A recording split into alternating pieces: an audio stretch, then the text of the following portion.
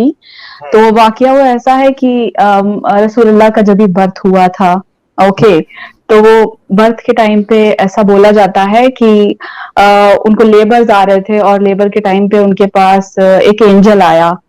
Okay, angel आया तो वो आया is like it is not you know female, it is male, right. एक एंजल आया और उसके हाथ में दूध से ज्यादा सफेद शरबत था, जो बर्फ से ज्यादा ठंडा था, जिसमें गुलाबों से ज्यादा खुशबू आ रही थी।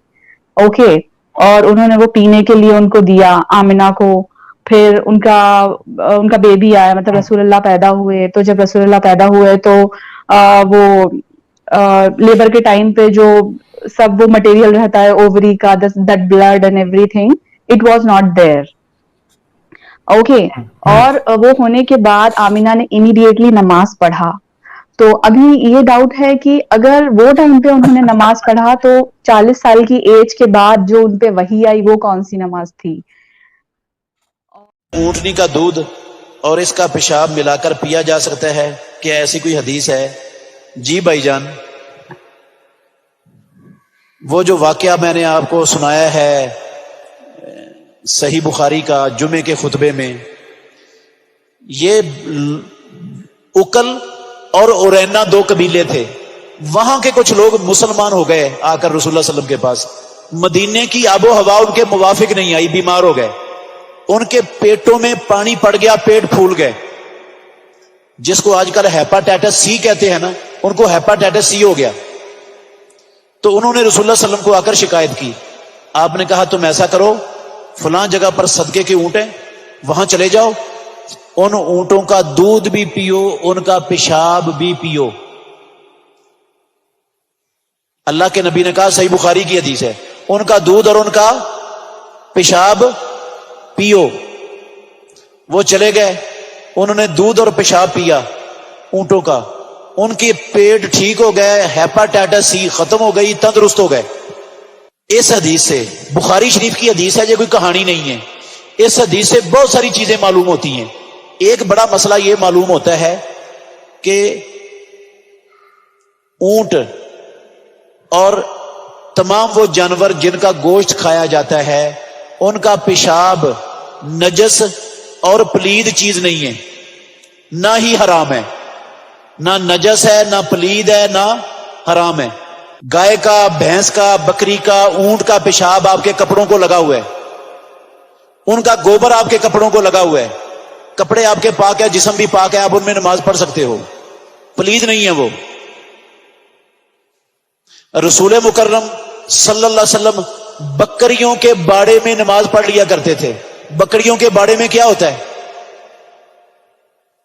बकरियों का पेशाब और मेंगनियां ही होगी ना, तो और क्या होगा वहां पर?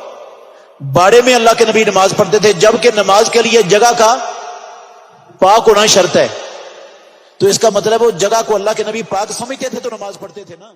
कत्ता हो रहा, अगर निजासत लग जाए किसी हिस्से पर, और जैसा कि बहिश्ती जेवर में है कि उंगली पर पाखाना लग जाए, निजासत लग जाए किसी हिस्से पर जिस्म के, वो जबान से चाट ले हत्ता कि उसका असर खत्म हो जाए, निजासत वहां से मिट जाए, तो कहते हैं यब औरो वो जगह पाक हो जाएगी। वक़ज़ सिक्कीन व इज़ा तनज्जा था, इसी तरह छुरी अगर नापाक हो जाए, उस पर निजासत लग जाए, उसको जबान से चाट ले, और मसहू बेरीक़ही, या अपने लुआब से उसको मसा करे, यानी उस पर अपना लुआब फेरे। हा कज़ाफी फतावा काजी खां, ये बात फतावा काजी खां में है। वलो लहस सौब बिलिसानिही, और अगर किसी तरह कपड़े को चाट ले अपनी जबान से, हत्ता ज़हबल असर हो, यहां तक कि वो जो गंदगी लगी हुई है उसका असर वहां से खत्म हो जाए, फ़क़त हो रहा, तो वो कपड़ा भी पाक हो जाएगा। हम सही बुखारी की एक हदीस देखते हैं, ये हदीस आपके सामने। अब जब आप हदीस को पढ़ लेंगे तो आप ये खुद से सवाल करें कि मोहम्मद ये बात सुनकर कि एक गाय एक इंसान से हम कलाम हुई, तो फरमाते हैं कि हाँ, मैं इस बात पर यकीन रखता हूँ कि एक गाय इंसान से बात कर सकती है। نہ صرف میں یقین رکھتا ہوں بلکہ مجھے یقین ہے کہ ابو بکر عمر بھی اس بات پہ یقین رکھتے ہیں۔ پھر اسی حدیث میں ہم دیکھتے ہیں کہ ایک بھیڑیا بقول ابو ہریرہ کے ایک چرواہے سے مخاطب ہوا، اس پر بھی محمد رسول اللہ نے کہا ہاں میں اس بات پہ یقین رکھتا ہوں کہ ایک بھیڑیا ایک انسان سے انسانوں کی طرف بات کر سکتا ہے۔ کچھ مسلمان اس بات کو ایک معجزہ کہہ کے جھٹلانے کی کوشش کرتے ہیں، لیکن وہ یہ بات بھول جاتے ہیں کہ یہ بات محمد نے صرف اس لیے کہی کہ اس زمانے میں اس